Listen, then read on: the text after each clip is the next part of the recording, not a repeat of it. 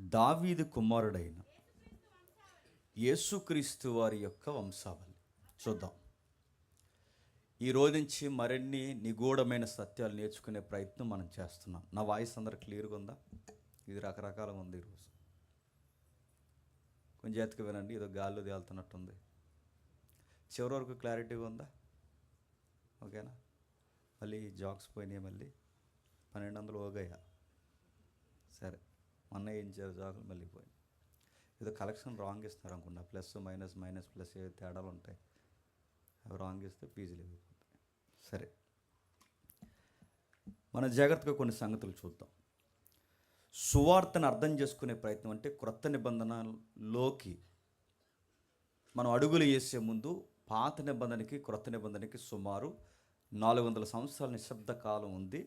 ఆ నిశ్శబ్ద కాలంలో ఏం జరిగిందో కొన్ని వారాలుగా మనం క్రమానుగతంగా చరిత్రను టచ్ చేసుకుంటూ వచ్చాం. మనం అలా చరిత్రను మనం ఆలోచిస్తూ సుమారు క్రొత్త నిబంధనలోకి అడుగులు వేసే ముందు కొన్ని జాతీయ పార్టీలు, మత పార్టీలు ఎలా లేచాయో, ఆ మత పార్టీలు వెనకాల వాళ్ళు చేసిన దుర్బోధనని ప్రభు ఎలా ఖండించాడో, వారు ఆ రోజుల్లోనే ప్రజలకి ధర్మశాస్త్రాన్ని పక్కన పెట్టి వారే ఒక కొత్త ధర్మశాస్త్రాన్ని తయారు చేసి వారి పారంపరాచారాలకి పెద్దపీట వేశారు. దాన్ని ప్రభు చాలా తీవ్రంగా ఖండించాడని గతించిన వారాలకి ముందు మనం చూసాం. గతించిన వారం మనం ఏం చూసాం? మనం చూసాం సువార్త యొక్క డెఫినేషన్ చూసాం. అంటే సువార్త యొక్క ఉపోద్ఘాతము, ఇంట్రడక్షన్ చూసాం మనం. ఆ సువార్త యొక్క ఉపోద్ఘాతం మనం చూసినప్పుడు సువార్తలు ఎన్నన్న ప్రశ్నతో మనం స్టార్ట్ చేస్తాం. సువార్తలు 4 కాదు, సువార్త ఒక్కటే. ఈ సువార్తను గురించి చెప్పే పుస్తకాలు మాత్రం 4. ఈ సువార్తను గురించి చెప్పే పుస్తకాలు 4 అయినను ఈ సువార్త సారాన్ని ఆ రాస్తున్నప్పుడు సువార్త అనే పదం మనకి కీవర్డ్గా మనకు కనబడుతుంది. అంటే సువార్త అనే పదం ఏదైతే ఉందో, ఈ సువార్త అనే పదము అది ఒక గ్రీకు మూల పదం. అంటే ముఖ్యంగా గ్రీక్ వార్స్ ఏవైతే ఉంటావో, గ్రీకుల యుద్ధాలలో వాడే పదమే సువార్త. దాన్నే ఇవాంగ్లియోన్ అనే పదం నుంచి వచ్చిందని. అంటే దాని అర్థం ఏంటంటే శత్రువు మీద విజయం సాధించినప్పుడు, యు అంటే గుడ్ అని, ఉంగ్లియోన్ అంటే న్యూస్ అని. అంటే ఒక గుడ్ న్యూస్, అంటే శత్రువు మీద మనం విజయం సాధించామనే పదాన్నే గుడ్ న్యూస్, దాన్నే శుభవార్త, దాన్నే సువార్త అంటారు. ఈ సువార్త అనే పదం గ్రీకుల యొక్క సంస్కృతిలో యుద్ధ నైపుణ్యంలో వాడుతున్న ఈ పదాన్ని ఎందుకు బైబిల్ రచయితలు ఉట్టంకించారు, లేదా బైబిల్ వ్యాఖ్యానకర్తలు సువార్త అనే పదాన్ని ఎందుకు వాడారంటే, మనము కూడా విజయాన్ని సాధించాం. దేని మీద? ఆదాము దగ్గర నుంచి మన మీద ఏలుతున్న మరణాన్ని ప్రభువులో విజయాన్ని సాధించాం. రేపొద్దున నిత్యత్వంలో అడుగులు వేయబోతున్నాం. ఆల్రెడీ మన విక్టరీ పీపుల్ అన్నమాట. రెండవది, శత్రువైన సాతాను మీద విజయాన్ని సాధించాం. మూడవది, తిండికి, నీడకి, గుడ్డకి, ప్రతి దానికి లోకంలో ఏడుస్తున్న మనం రేపొద్దున పూర్తిగా సూర్యుడు కానీ, వెండ కానీ, వడగాలి కానీ ఏ సమస్య లేని ఒక నూతన యుగంలోనికి మనం అడుగులు వేయబోతున్నాం. ఇది మన విక్టరీ, మన విజయం. దానికి ఆ వార్త లేదా ఆ విజయపు వార్త వీరుడికి మూలం ఎవరంటే నజరేయుడైన యేసు. అంటే మన విజయం ఎక్కడ గుప్తమై ఉంది? ప్రభు అయిన యేసుక్రీస్తునందు భద్రం చేయబడింది. ఇప్పుడు ఈ సువార్త అనేది ఆయనలో భద్రం చేయబడి, అంటే ఈ విక్టరీ న్యూస్ అనేది, ఈ గుడ్ న్యూస్ అనేది ఆయనకి సంబంధించింది కనుక ఆయన థియలాజికల్ బయోగ్రఫీని సువార్థికులు రికార్డ్ చేశారు. బయోగ్రఫీ అనకూడదు, థియలాజికల్ బయోగ్రఫీ అనాలి. ఎందుకంటే బయోగ్రఫీ అనేది పూర్తి జీవిత వృత్తాంతాన్ని రాసేది. ఆత్మకథ అంటున్నారు తెలుగులో. ఆత్మకథ అనకూడదు, ఎందుకంటే ఆయనకి ఆ సెన్స్ వర్తించదు. ఆ సెన్స్లో మనం ఆయన్ని తీసుకురాకూడదు, ఎందుకంటే ఆయన పూర్తి జీవిత వృత్తాంతం బైబిల్లో లేదు. ఎందుకంటే ఆయన పుట్టుకను కూర్చుంది, ఆయన సువార్తను కూర్చుంది, ఆయన పునరుద్ధానాన్ని కూర్చుంది. దేనికోసం ఈ ముగ్గురు, లేదా క్షమించండి, దేనికోసం ఈ 4 సువార్తకులు దీని మీద కేంద్రీకరించారంటే, సువార్త అన్న దానికి, విజయం అన్న దానికి ఆయన ఏం చేశాడో ముఖ్యంగా ఈ 3 విషయాల మీద రచయితలు కేంద్రీకరించారు కనుక దీన్ని బయోగ్రఫీ అనకూడదు, ఆత్మకథ అనకూడదు. దీన్ని థియలాజికల్ బయోగ్రఫీ, అంటే మత సంబంధమైన, క్షమించండి, విశ్వాస మత సంబంధమైన, మతం అనే పదం మీరు ఎక్కడికి పోకండి. విశ్వాస మత సంబంధమైన జీవిత కథనం అంటారు దీన్ని. అందుకే దీన్ని రాస్తున్నప్పుడు సుమారు ఒకరు రాయొచ్చుగా, నలుగురు ఎందుకు పెట్టారంటే మనం చూసాం.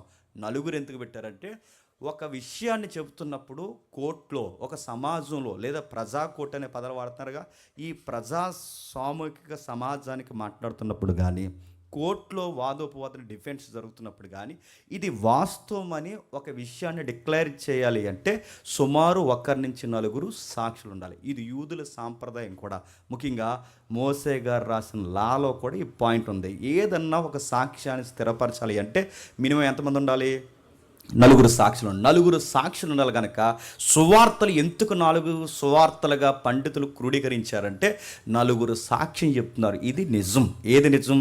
ఈ నిజంగా పుట్టాడు, ఈయన సువార్త చేశాడు, అద్భుతాలు జరిగించాడు, సాతాను బంధకాల్లో ఉన్న వారిని విడిపించాడు, మరణించి తిరిగి లేచాడు, దీనికి మా నలుగురు సాక్షులమని న్యూ టెస్టమెంట్ స్టార్ట్ అవుద్ది. అది క్రొత్త నిబంధన. ఓకే, తర్వాత మనం ఏం చూస్తాం? ఈ సువార్తను గురించి మనం మాట్లాడుతూ ఈ సువార్తలో ఇంక్లూడ్ అయిన ఈ పుస్తకాలని, బైబిల్ గ్రంథాన్ని మనం చదువుకోవాలి. దీన్ని చదువుకోకపోతే ఏమవుతుందని మనం చూసాం, మన బ్రతుకు పరమార్థం మనకు సరిగ్గా తెలియదు. ప్రపంచంలో చాలా పుస్తకాలు ఉన్నాయి, కానీ ఏ పుస్తకం కూడా నీ బతుకుని బాగు చేయదు. నువ్వు యుద్ధాల పుస్తకం చదివంటే రేపు కత్తి వేసుకుని తయారైపోతావు. నువ్వు ఏ మత గ్రంథం ఏ మత గ్రంథాన్ని నువ్వు చదివితే అందులో ఉన్న దేవుడు ఎలా బిహేవ్ చేశాడో నువ్వు కూడా అలాగే బిహేవ్ చేస్తావు. అందుకే చూడండి, కొన్ని మత గ్రంథాలు చదువుతుంటే మనకి ఎంత విడ్డూరంగా ఉంటాయంటే, దేవుడే వచ్చి పూజారి గారి భార్యని తీసుకెళ్ళిపోయాడు నదికి వెళ్ళినప్పుడు, ఎవడన్నా అడక్కండి. ఇలాంటివన్నీ చదివితే నీ క్రైమ్ స్టోరీలు చేస్తున్నప్పుడు అవి నీకు ఎలా ఉంటుంది? రైట్ అనిపిస్తుంది. అందుకే కొన్ని గ్రంథాలు ఎలా ఉంటాయంటే నిన్ను పాడు చేస్తాయి, నిన్ను కలంకం చేస్తాయి, నిన్ను కల్ట్ మ్యాన్గా నిన్ను తయారు చేస్తాయి. అందుకే ప్రపంచంలో ఉన్న ఏ గ్రంథం, ఇంకా చాలా గ్రంథాలు, పొయిటిక్ బుక్ చాలా ఉన్నాయి, ఏ పద్య భాగాలు మీరు చదవండి, నువ్వు పద్యాలు చెప్పే కవి అవుతావేమో కానీ నీ బతుకు మాత్రం రోతగానే ఉంటుంది. నువ్వు ఏ పుస్తకం అనేది, ఒక సైన్స్ బుక్ చదువు, సైన్స్లో నీకు ఏదైతే యూనివర్సల్ లా ఉందో ఆ లా తెలుసుకుంటావేమో కానీ అసలు నీ యొక్క ఆరిజిన్ ఏంటో నీకు సరిగ్గా తెలియదు. అందుకే ప్రపంచంలో ఏ పుస్తకం చదివినా మనిషికి మారు మనసు వస్తుందో లేదో నాకు తెలియదు, కానీ ప్రపంచంలో ఒకే ఒక్క పుస్తకం చదివితే మనిషి ఖచ్చితంగా మారతాడు. ఆ పుస్తకం పేరే బైబిల్. ఆ బైబిల్ సువార్తలతో ప్రారంభమైంది. ఇలా ఆగాం. ఈ ఆగిన సువార్తను గురించి మనం మాట్లాడుకుంటే ఇప్పుడు మత్తయి సువార్త 1వ అధ్యాయం ఒకసారి చదవండి. 1వ అధ్యాయం 1వ వచనం నుండి చదువుదాం. అబ్రహాము కుమారుడగు దావీదు కుమారుడైన యేసుక్రీస్తు వారి యొక్క వంశావళి. హెడ్లైన్ ఏముంది? ఆ బుక్కి పేరేముంది? అది ఏముంది? మత్తయి సువార్త అడుగుతున్నాను. ఇది మత్తయి సువార్త అని అన్నాడు. అసలు ఇంతకీ మత్తయి అంటే ఏంటి? మత్తయి అంటే ఎవరు? అసలు ఈ మత్తయి అంటే ఏంటో తెలియకపోతే ఆ వ్యక్తి ఎందుకు సువార్త రాశాడో మనకి ఆ బ్రైట్నెస్ మనకి కనిపించదు. బాగా వినాలి. మీరు వినేదాన్ని బట్టే బోధించే విధానం ఉంటుంది. నేను చాలాసార్లు చెప్పిన మాట మళ్ళీ చెప్తున్నాను, జ్ఞానము చెప్పేవాడిని బట్టి ఉండదు, వినేవాడిని బట్టి ఉంటుంది. నేను పిహెచ్డి లెవెల్ సబ్జెక్ట్ నేను చెప్పిన వినేవాడు మొత్తం విన్నాక నాకు అర్థం అవ్వలేదంటే ఇంకా అంతే సంగతులు. ఇంకా అందుకే చెప్పేవాడిని బట్టి ఉండదు, వినేవాడిని బట్టి. మీరు ఎంత ఆసక్తిగా వింటే చెప్పండి, సబ్జెక్ట్ అంత మనకి ఎలిబరేట్ అవుద్ది. అందుకే కొంచెం జాగ్రత్తగా వినండి. మన సూత్రం మర్చిపోకండి, అర్థమైపోయినా అది అని చెప్తున్నారు. అర్థమైనట్టే చూడండి. సరే వెళ్దాం, జాగ్రత్త చూద్దాం. అసలు ఏంటి మత్తయి అంటే? మత్తయి అనగానే ది గిఫ్ట్ ఆఫ్ జెహోవా అంటారంటే యెహోవా దానము అని అర్థం. అంటే ఎబ్రీ భాషలో మత్తయి అనగానే యెహోవా దానం, ది గిఫ్ట్ ఆఫ్ జెహోవా అంటారంటే ఈయన యెహోవా దానం. ఆయన పేరు యెహోవా గిఫ్ట్ అంట. ఎవరి పేరు? మత్తయి అనగానే దేవుని బహుమానము, యెహోవా బహుమానము. సరే, ఇంతకీ మత్తయి పేరు ఎబ్రీ భాషలో యెహోవా బహుమానం అయితే మత్తయి గారికి ఇంకా మరో పేరు ఏమన్నా ఉందంటే చెప్పగలరు? లేవి అనే పేరు ఉంది. అంటే వాళ్ళకి బహుశా యూదులకి 2-3 పేర్లు ఉంటాయి. అందుకే కేఫా అన్న పేతురే, పేతురు అన్న బాగా వినండి, సీమోన్ అన్న పేతురే, కేఫా అన్న పేతురే, పేతురు అన్న పేతురే. సుమారు 2-3 పేర్లు ఉంటాయి. సౌలు, పౌలు. చెప్పండి, ఇంకా నాకు గుర్తురాట్లేదు. చెప్పండి. దిదిమాల నాన్నగారు అనుకుంటా, అది వాళ్ళది ఏదో ఉంటుంది అడ్రస్. నెక్స్ట్ ఇలా రకరకాల పేర్లు ఉంటాయి. మీరు చూడండి, వీళ్ళకి 2 3 పేర్లు ఉంటాయి. ప్రభు అయిన యేసుక్రీస్తు వారు చూడండి, యేసు క్రీస్తు, మార్కు, యోహాన్, మారు పేరు గల యోహాన్. ఇలా చూడ 2 3 పేర్లు ఉంటాయి. అలాగే మత్తయ్య గారికి కూడా 2 పేర్లు ఉన్నాయి. మత్తయ్య గారి పేరు మత్తయ్య ఉంది, మత్తయ్య గారి పేరు లేవి అని ఉంది. సరే, ఇంతకీ ఈ మత్తయ్య గారు లేదా ఈ లేవి గారని ఎలా డిక్లేర్ మనం చేయొచ్చు అంటే, టైం తక్కువ ఉంది కనుక నేను తెలుసుకుంటూ వెళ్ళిపోతున్నాను, మనకు అవుట్లైన్ చాలు. ఈయనకి మత్తయ్య అనే పేరు కాదు, లేవి అనే పేరు ఉందని ఎవరు డిక్లేర్ చేశారంటే, మార్కు గారు, లూకా గారు. ఎవరు? ఆ రోజు ఆ వచనాలు అక్కడ ఉంటే మీరు ఇంటికి వెళ్ళాక ఫైట్ చేయండి, మీకు కనబడతాయి. సరే, మార్కు సువార్తలో ఈయన్ని లేవి అంటారు, లూకా సువార్తలో ఈయన లేవి అంటారు. అంటే ఈ మత్తయ్య గారికి మరొక పేరు ఏంటంటే లేవి అని పరిచయం ఉంది. సరే, ఇంతకీ ఈయన ఏం చేస్తుంటాడు? ఇంతకీ ఈయన ఏం చేస్తాడంటే సుంకరి. ఇప్పుడు మళ్ళీ ప్రశ్న, సుంకర్ అంటే ఏంటి? సుంకర్ అంటే ఏంటి? బాగా వినాలి. సుంకర్ అంటే ఏంటంటే బాగా వినండి. ప్రభుత్వం, బాగా వినాలి, పైన ప్రభుత్వం కేంద్ర ప్రభుత్వంగా రోమా ప్రభుత్వం ఉంటే, ఆ రోమా ప్రభుత్వంలో చాలామంది అధికారులు లంచగొండలు అయిపోయారంట. ఇప్పుడున్న అధికారులు ప్రతి అధికారాన్ని అడ్డెట్టుకుని ఎలా అయితే లంచాలు తినేసి ఆ మంచాల మీద ఎలాగైతే బలిసిపోతున్నారో, ఆ రోజుల్లో కూడా రోమా ప్రభుత్వంలో లంచాలు తినేసి అధికారులు బాగా బలిసారట. ఆ బలిసిన వాళ్ళు కొన్ని ఏరియాస్ని బఫర్ జోన్స్గా విడదీశారట. ఈ జోన్స్గా విడదీసినప్పుడు ఈ ప్రభుత్వం తరపున లంచాలకి మరిగిన అధికారులు ప్రజలకి అక్కర్లేని అనవసరమైన పన్నులు బాగా వేశారట. ఈ పన్నులు వసూలు చేయడానికి డైరెక్ట్ ఆఫీసర్ ఇంటికి వస్తే బాగుంటుందా? బాగోదు. ఇప్పుడు ఆఫీసర్ ఇంటికి వచ్చేసి మరి ఎంత అన్నాడంటే బాగుంటుందా?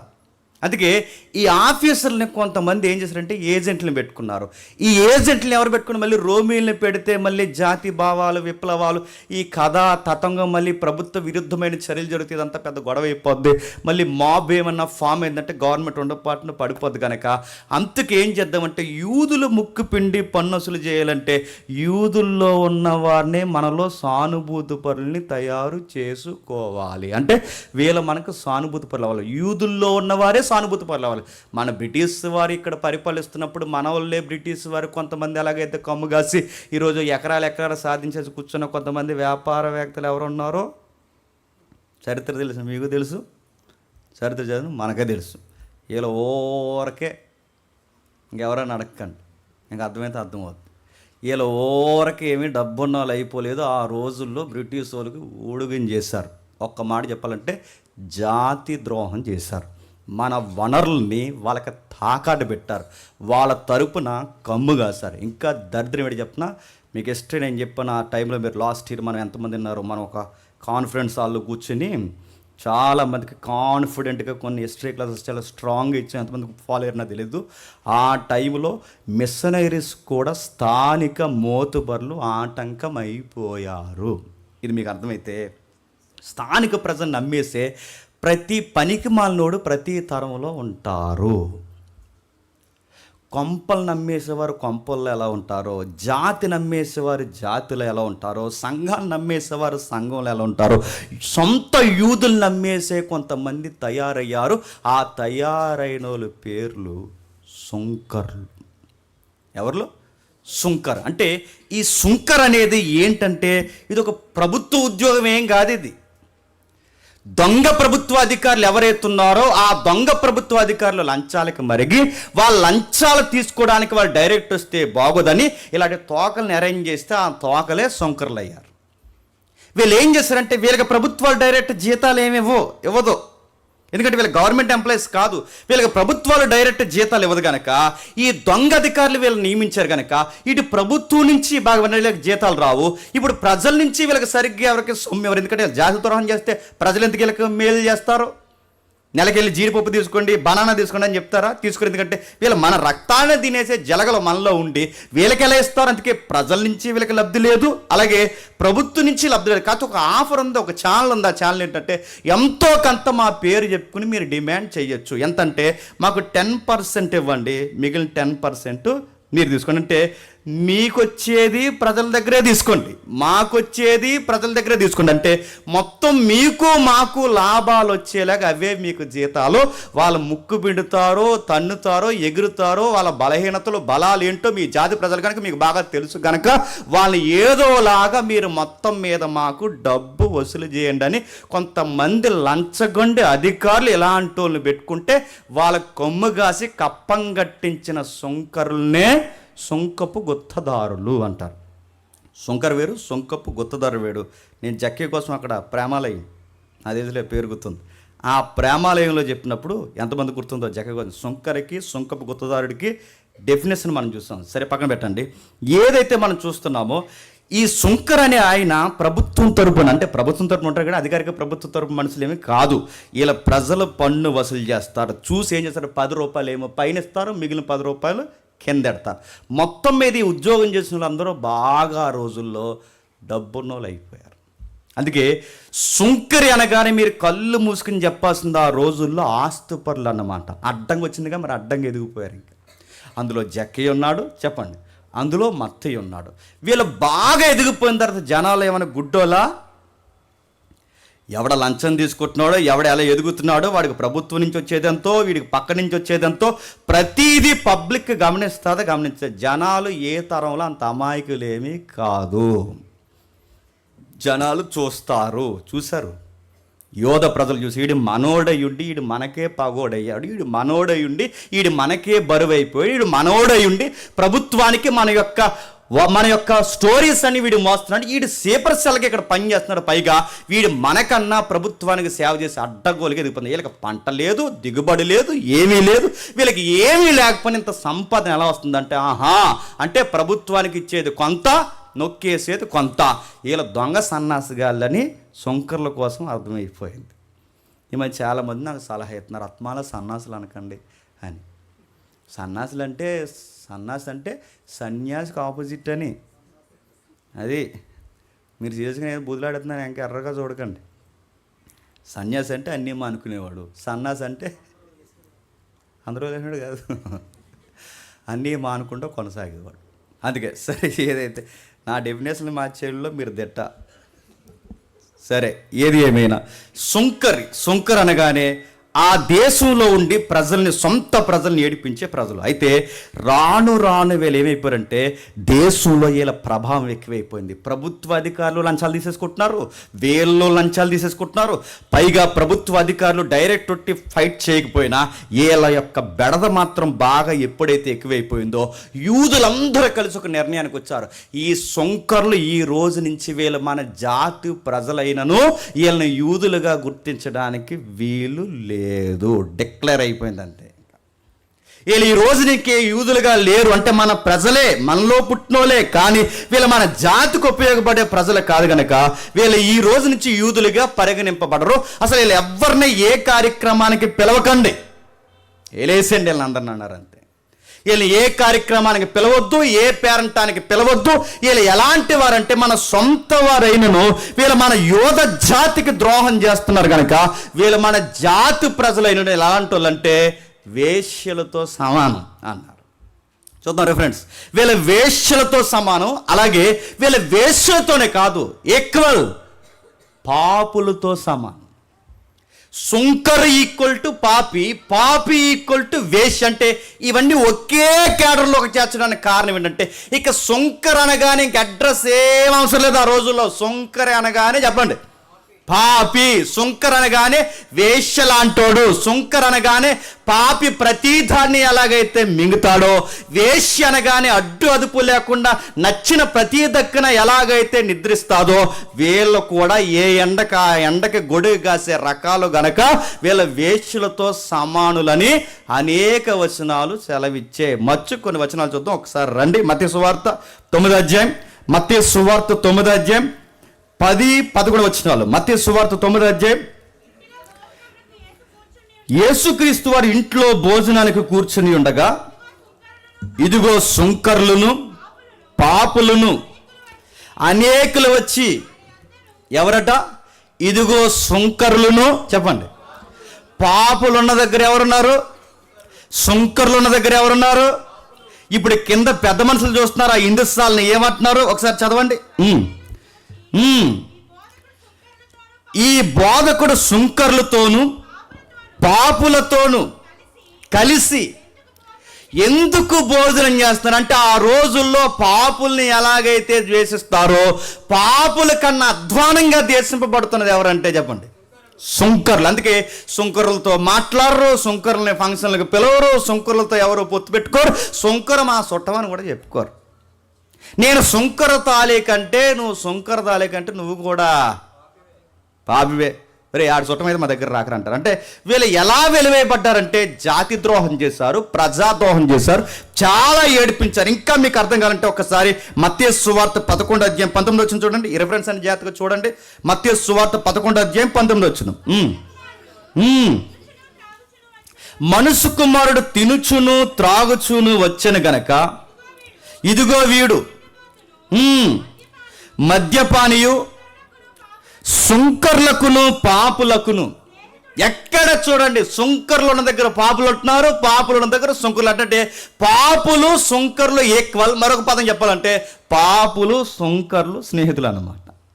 ఇంకా మీకు అర్థం కావాలంటే ఇవి జంట పదాలు.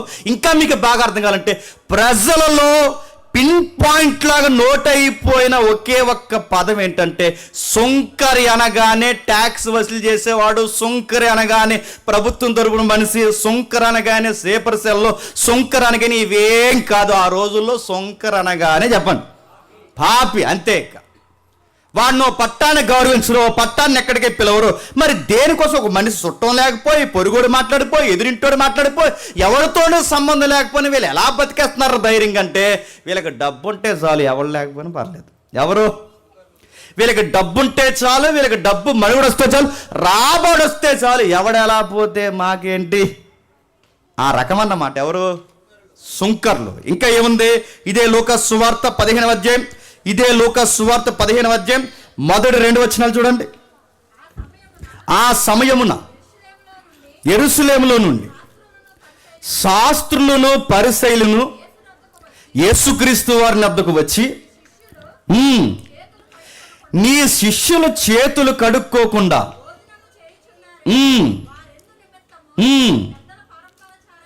ఎందు నిమిత్తం 15వ అధ్యాయం మొదటి 2 వచనాలేనా? ఒకప్పుడు సమస్తమైన సుంకర్లును పాపులను ఆయన బోధ వినుటకు ఆయన దగ్గరికి వచ్చుచుండగా పరిసయ్యులు శాస్త్రులది చూసి పాపులు చేర్చుకొని వారితో కూడా భోజనం చేయుచున్నాడని చాలా కామెంటరీ వెనకాల చేశారట. ఇటు సుంకరులతో స్నేహం చేస్తాడరా, ఎనుపుడుల దారులతో. సుంకరులతో భోజనం అంటాడేటి, సుంకరులతో టీ తాగడానికి వెళ్తాడేటి, సుంకరుల దగ్గర కూర్చుంటాడేటి. ఆ రోజుల్లో నీతిమంతులని మీద ట్యాగ్ వేసుకుని గౌన్ వేసుకుని తిరిగేస్తున్నారు. ఎవరు వాళ్ళు చాలా పెద్ద నీతిమంతులు. నిలువు టంగీలు వేసేసుకుంటారు, పొడవైన గడ్డాలు పెట్టుకుంటారు. వాళ్ళు నీతిమంతులు.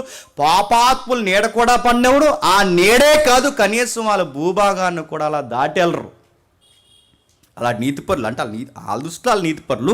ఆ నీతిపరులు అయిన వాళ్ళు వచ్చి అంటున్నారట, ఇదెట్టా కుదురుద్ది, నీతి అంటాడు, సమాధానం అంటాడు, వ్యభిచారాన్ని రద్దు అంటాడు, నీతి విలువలు ఉండాలంటాడు, అదంటాడు, అబద్ధం ఆడొద్దు అంటాడు. ఈయన తెల్లారితే అబద్ధాలు ఆడి బతికి అబద్ధాల బతుకులతో ఎలా స్నేహం చేస్తున్నాడు, ఇది అట్టా అని వెనకాల పెద్ద కామెంటరీ న్యూస్ పెరిగిపోయిందంటే ఎవరికి? ప్రతి తరానికి పరిచయగాళ్ళు ఉంటారు, గుర్తుపెట్టుకోండి. నువ్వు ఎవరితో మాట్లాడాలో ఆడి చెప్పేస్తాడు, నువ్వు ఏ సొక్క వేసుకోవాలో ఆడి చెప్పేస్తాడు, నువ్వు ఎలా నడవాలో కూడా అలా చెప్తాడు, నువ్వు ఎలా కూర్చోవాలో ఆడి చెప్తాడు. ఈడు మనకి ఈ తరానికి పరిచయడు మనకి. ఈడు నువ్వు ఎవరితో పడితే అలా మాట్లాడితే అట్లా ఎలా మాట్లాడుతావు ఆడితో? ప్రభువైన యేసుక్రీస్తు వారితో మాట్లాడుతున్నారు. ఎందుకు మాట్లాడుతున్నారు గుర్తుపెట్టుకోండి. పాపులను చేర్చుకుని వారితో పోయిన వాళ్ళతో లంచ్ ఏంటి, వాళ్ళతో మీకు డిన్నర్స్ ఏంటి, వాళ్ళతో టీ కాఫీలు ఏంటి, వాళ్ళతో మీరు కూర్చోవడం ఏంటి, వాళ్ళతో మీరు మాట్లాడడం ఏంటని ప్రభు అయిన యేసుక్రీస్తు వారిని ఎవరిని బట్టి పాయింట్అవుట్ చేస్తున్నారట? మనకు కావాల్సిన పాయింట్ సుంకర్లు. అంటే సుంకరులతో ఆ రోజు ప్రభు మాట్లాడితేనే డౌట్ స్టార్ట్ అయిందంటే ఇక సుంకరుల యొక్క సమాజంలో సుంకరుల యొక్క పరిస్థితి ఎలా ఉందో మీకు ఇట్టే అర్థమైపోవాలి. ప్రభు మాట్లాడితేనే ప్రభు వైపు డౌట్గా చూసారంటే ఇంకా ఆ రోజులో నువ్వు నేనుంటే నీ ఫంక్షన్ ఓగయ్యా, నీకు జాతి వైరం ఓగయ్యా. చెప్పండి, నేను ఎవడు రానివాడు, నీతో ఎవడో మాట్లాడతారా?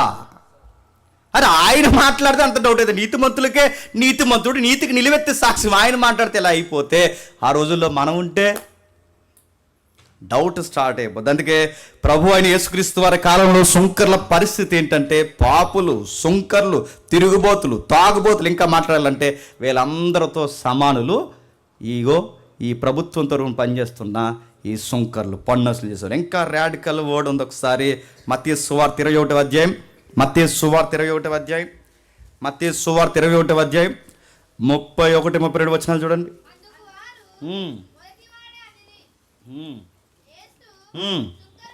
సుంకర్లును వేశ్యలను వీరికంటే ముందుగా దేవుని రాజ్యములో ప్రవేశించుదురని. ఇప్పుడు చెప్పండి, పరలోకానికి ఎవరు వెళ్ళరంట? పరలోకానికి ఎవరు వెళ్ళరంట? జాతకి వెళ్ళండి. పరలోకానికి ఎవరు వెళ్ళరంట?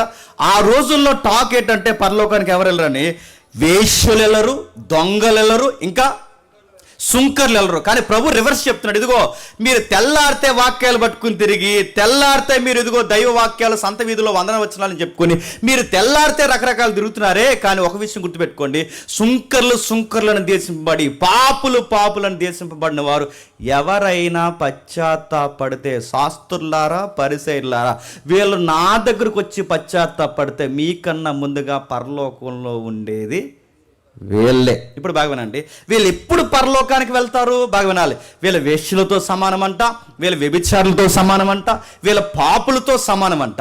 ఇంత సమానమైపోయిన వీళ్ళు ఎలా పరలోకానికి వెళ్తారంటే అలా వడ్డీ వ్యాపారాలు చేసుకుంటూ వెళ్తే ఉండరు. చాలామంది దిక్కుమాలిన ప్రశ్నలో ఒక ప్రశ్న ఏంటంటే, ఎన్నిసార్లు చెప్పిన అడుగుతారండి, క్రైస్తవులు వడ్డీ వ్యాపారం చేయొచ్చా? చెయ్యి, నేను అడ్డారు కూడా అతడు చెయ్యి. క్రైస్తవులు వడ్డీ వ్యాపారం చేయొచ్చా? ఇలాంటి వడ్డీల మీద బతుకునోడే అన్నీ వదిలొచ్చేశాడు మత్తయ్య. ఇలాంటి వడ్డీల మీద బ్రతుకునోడే, ఇలా ఉంటే జీవితం నడ్డి ఇరిగిపోద్దని అర్థమైన వాడే జక్కయ్య. నువ్వు రూపాయికి 10 రూపాయలు, 10 రూపాయలకి 5 రూపాయలు, 5 రూపాయలకి చక్ర వడ్డీ, ఆ వడ్డీ ఈ వడ్డీ, బారు వడ్డీలు ఎదురు తిరిగితే చెప్పండి బారుగానే సాగతిస్తాడు ఆయన.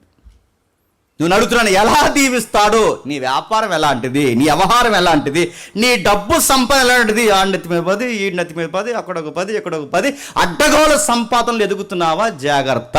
ఇలాంటి దొంగ వ్యాపారాల్లో ఈ టర్న్లో మనం మాట్లాడుకుంటే, ఈ ట్రెండ్లో మాట్లాడుకుంటే, దొంగ వ్యాపారంలో అడ్డదిడ్డంగా బాగా బలిసిపోయిన వ్యాపార వ్యక్తుల్లో ఒక వ్యక్తి చెప్పండి, సువార్త రాశాడు. ఆ సువార్త పేరు చెప్పండి. అది అకార్డింగ్ టు చెప్పండి గాస్పెల్ ఆఫ్ మాథ్యూ. ఆయన సువార్త రాయడానికి ముందేంటి, ఇదిగో ఆయన బయోగ్రఫీ, ఆయన జీవితంలో ఏం జరిగింది, ఇదిగో ఇది జరిగింది. ఆయన ప్రజలకు దూరం, ఫంక్షన్లకు దూరం, ప్రజానికానికి దూరం, ప్రభుత్వానికి నీడ కింద బతుకుతున్నాడు. ఒక్క మాట చెప్పాలంటే లంచాలకు మరిగిన జలగలంటామే, ఆ జలగల్లో ఒక పెద్ద జలగ. ఎవరు చెప్పండి? అలానే హెరేటండి మా అత్తయ్య గారిని అనకండి, హిస్టరీ అలా ఉంది, నేనేం చేయను, అది హిస్టరీ. అంటే మత్తయ్య గారు అలాంటి లంచాలకు మరిగినోడా, డబ్బు తిన్నోడా, ఇలాంటోడా? ట్యాక్స్ కలెక్టర్ అనే సౌండ్ బాగుందేమో కానీ ఆ సౌండ్ చెప్తే ఎవడో దగ్గర రానివ్వడు. ఆ రోజుల్లో ఎవరు పట్టుకోరు, కనీసం మాట్లాడరు. వేశ్యని ఎలా చూస్తారో సుంకర్ని ఎలా చూస్తారు, పాపని ఎలా చూస్తారు, సుంకర్ని ఎలా చూస్తారు. ఇంకా మాట్లాడుకోవాలంటే వ్యర్థుల్ని ఎలాగైతే చూస్తారో అలా టోల్ని చూస్తారు. ఆ టైములో మత్తయ్య గారికి బహిరంగ, బాగా వినాలి, ఆ టైములో మత్తయ్య గారికి బహిరంగ సువార్తలు చేస్తున్న ప్రభు యొక్క వాక్యాలు వినబడడం స్టార్ట్ అయ్యాయి. వీలైతే సూజన్ సిరీస్ అని నెట్లో ఉంటుంది. మత్తయ్య ఎలా అంటాడు లేదో నాకు తెలియదు కానీ ఆయన డైరెక్టర్ మాత్రం అలా చూపించాడు ఆయన ఎవరిని, మత్తయ్య గారిని. అందులో మత్తయ్య చాలా క్యూట్గా ఉంటాడు. అంత క్యూట్ ఏం కాదు చెప్పండి, బాగా క్యాస్ పట్టి ఆయన. వీలైతే చూడండి, ఎందుకంటే వాళ్ళు చూపించే ఎలివేషన్ చాలా బాగుంటుంది. సూజన్ సిరీస్ చూడండి. మీకు సీరియల్ అలవాటు పోయి ఈ సిరీస్ చూసే మనసు దేవుడు మీకు ఇచ్చును గాక. మీ రీల్స్ చచ్చిపోయి చెప్పండి, ఈ సిరీస్ చూసే మనసు దేవుడు మీకు ఇచ్చును గాక. గాస్పల్లోనే మీ మనసు ఎప్పుడు వర్ధిల్లును గాక. ఆమెనన్నవాడు చెయ్యకపోతే శాపగ్రస్తు అవును గాక. ఇప్పుడు అనండి, అనరు. చూడండి సరే. ఏదేమైనా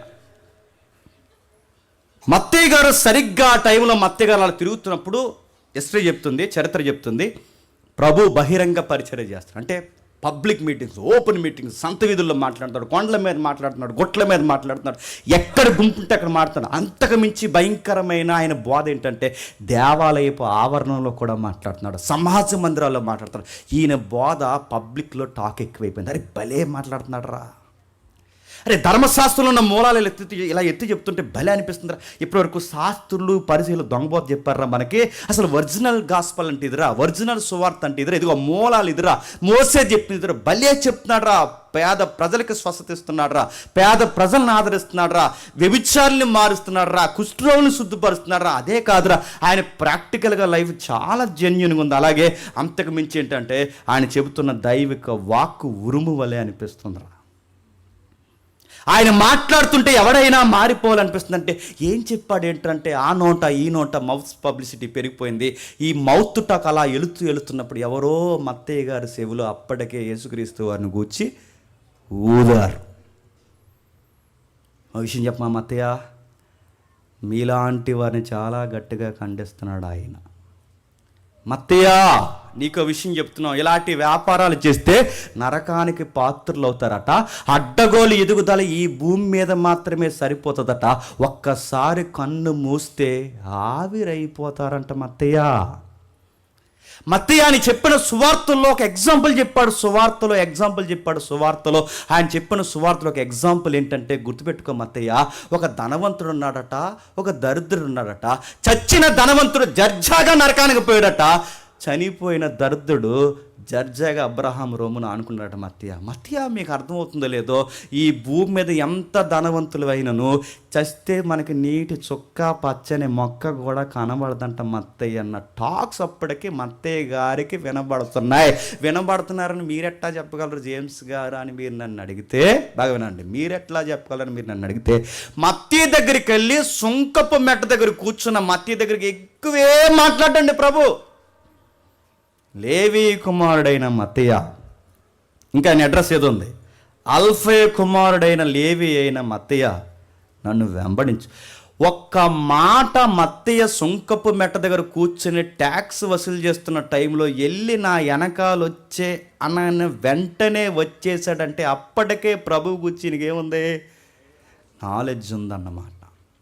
అప్పటికి ఈయన గూర్చిన అవగాహన ఈయనకుంది, ఆయన బోధన గురించి అవగాహన ఉంది, ఆయన జీవితాన్ని గురించి అవగాహన ఉంది, ఆయన ఏం చెప్తున్నాడో ఎలా జీవిస్తున్నాడో అన్నిటి మీద అవగాహన ఉంది. కనుక అలాంటి మహానుభావుడు సరాసరి తన ఉద్యోగం అడ్డాలోకి వచ్చి ఆ సుంకపు మెట్ట దగ్గర నిలబడి నా వెనకొచ్చి అనగానే ఇలాంటి మహానుభావుడు వచ్చి నన్ను వచ్చామన్నప్పుడు ఇంకెందుకబ్బాయి జీవితం అని చెప్పండి, అన్నీ వదిలిచ్చేసాడు. ఎప్పుడైతే వచ్చాడో ఇక తప్పక మనసు ఒప్పక నేను వ్యాపారం వదలలేక నీ వెనకాల రాలేక కొన్ని రోజులు నన్ను అలా వదిలేయండి అనలేదు ఆయన. ఏం చేశాడు తెలుసా? లూకాసు సువార్త 3వ అధ్యాయం 12వ వచనం నుంచి జాగ్రత్తగా. లూకాసు సువార్త 3వ అధ్యాయం 12వ వచనం నుండి.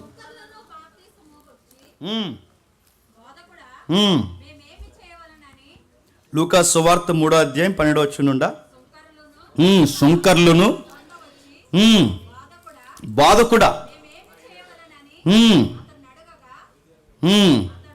క్షమించండి 5వ అధ్యాయం 27వ వచనం, క్షమించండి 5వ అధ్యాయం 27వ వచనం. అటు పిమ్మట ఆయన బయలుదేరి లేవి అని ఒక సుంకరి, ఈ లేవి అనే సుంకరి ఇందాక మీరు చెప్పాను మత్తయ్యకున్న మరొక పేరే లేవి, ఇక్కడ కనబడుతున్న లేవియే మత్తయ్య గారిని ప్రభువు పిలిచిన వెంటనే, లేవిని ప్రభువు పిలిచిన వెంటనే విచారంతో నా వ్యాపారం వదిలేయమంటున్నావు ఏంటి ప్రభువా, నేను ఎట్టా బ్రతికేదని బాధపడిపోలేదు. మనం కొన్ని దేవుడి దగ్గరకు వచ్చిన తర్వాత, ప్రభు దగ్గరకు వచ్చిన తర్వాత ఇవి మానేరా అంటే మన మొహం ఎలా ఉంటుందండి? మానేలా అంటాం. ఈ వ్యాపారం చేయకూడదంటారా, నీకు బ్రాండీ షాపులో ఎవడిచ్చాడరా గుమస్తా ఉద్యోగం, మానేరంటే మానేలంటావా అంట. నడుతున్నాను చాలా దొంగ వ్యాపారాలు చేస్తున్నప్పుడు ప్రభు నేరుగా నీ ముఖం మీద వేలిపెట్టి ఈ వ్యాపారాలు చేయకూడదురా అంటే నువ్వు ఎలా అంటావు అంటే, మరి ఆల్టర్నేటివ్ ఏమీ లేదు. కొన్ని రోజులు ఏముండదురా అయ్యా, నువ్వు వదిలేయమంటే చెప్పండి వదిలేయడమే, వచ్చేయమంటే వచ్చేయడమే. ఆయన డైరెక్ట్గా మత్తయ్య దగ్గరకు వచ్చినాడు, నీ దగ్గరికి వచ్చి నీ షాప్ ముందు నిలబడి ఒక ఆర్టిస్ట్ డ్రింక్ తర్వాత మాడుకుందాం అండవు, ఏదో స్పీకర్ ద్వారా మాట్లాడతాడు, ఏదో ఒక బోధకుడు ద్వారా మాట్లాడతాడు, ఏ రీల్ ద్వారా మాట్లాడతాడు, ఏదో ఒక వాక్యం నీకు ఫట్టం తగులుద్ది, ఆ తగులినప్పుడే నిన్ను పిలుస్తున్నాడు, మానే. అన్న చెప్పొద్దు అన్నాడు, కానీ ఆయన పేరు నేను చెప్పట్లేదు. వీలైతే నేను సెమినార్ తీసుకొచ్చే ప్రయత్నం చేస్తాను. ఇది సినిమా యాక్టర్, కర్ణాటక యాక్టర్. ఆయన నెల్లూరు, కర్ణాటక. కొన్ని సినిమాలు వాటి ప్రమోషన్స్ వచ్చి సాగిపోయాయి. అందులో కొంతమంది పెద్ద పెద్ద హీరోయిన్లు ఉన్నారు. రీసెంట్గా నన్ను సువార్త పిలిచారు. ఆయన జీవితం ఎప్పుడైనా సాక్ష్యం చెప్పించాలి, ఎందుకంటే ఆయన సువార్తకి ఎంత ప్రాముఖ్యం. అంటే కొన్ని డాక్టరేట్ ప్రాబ్లమ్స్ ఉన్నాయి, కానీ వాళ్ళ ప్రభువు నమ్ముకున్న తర్వాత సినిమా ఇండస్ట్రీని వదిలేశాడు. మంచి హీరో అవుతుడు. అప్పటికే సినిమాలు ఉన్నాయి కర్ణాటకలో. హీరో సర్కిల్ ఎవరు, ఇప్పుడు ప్రజెంట్ ఫేమ్ నేమ్ ఉన్న యాక్టర్లు ఎవరు, అందరూ ఫ్రెండ్ సర్కిల్ ఉంది, అన్నీ వదిలేశాడు. చివరికి ఏదైతే కొన్ని వ్యాపారాలు ఉన్నాయి, వ్యాపారాలన్నీ పక్కన పెట్టాడు. మరి ఎలా బతుకుతావు? నువ్వు చాలా పేద కుటుంబం నుంచి వచ్చి ఇప్పుడు అన్ని ఫేమ్ నేమ్ వచ్చినప్పుడు ఎలా వదిలేస్తున్నావంటే, అన్నీ వదిలేసిన ఆయన దేవుణ్ణి నమ్ముకున్నాడు. బుర్జ్ ఖలీఫా పక్కన పెద్ద బిజినెస్ పెట్టాడు. దాని పేరు చెప్పొద్దు అన్నాడు, చెప్పను. ఆయన వచ్చినప్పుడు చెప్తాడు. బుర్జ్ ఖలీఫా, దుబాయ్లో బుర్జ్ ఖలీఫా ఈరోజు ఎవరైతే షేక్స్ ఎవరైతున్నారో వాళ్ళకి డైరెక్ట్ టైప్ ఉంది. వాళ్ళది ఒక బ్రాండ్ ఉంది, ప్రత్యేకమైన బ్రాండ్ ఉంది. వాళ్ళది ఏదో ఆర్కిటెక్చర్ బిజినెస్ ఉంది. 1-2 కాదు. ఎలా ఎంత డెవలప్ అయ్యావంటే, మాటకు ముందు మొన్న శ్రీకాంత్ అన్న వచ్చాడు, నాతో తమ్ముడు సునీల్ వచ్చాడు, కొంతమంది వచ్చిన వాళ్ళు. వాళ్ళని అడగండి చెప్తారు. మాటకు ముందు మాట తర్వాత ఎలా ఇదని అడిగితే, నేను దేవుడి కోసం కొన్ని వదిలేశాను, దేవుడు నాకు చాలా చెప్పండి ఇచ్చాడు.